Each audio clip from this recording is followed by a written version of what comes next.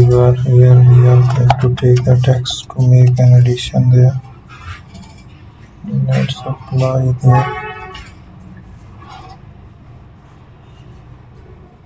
to make further designs.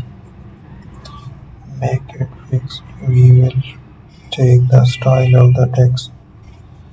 So there is a style for the text here. We will make the changes around it. Horizontal distortion. Let's apply the changes there.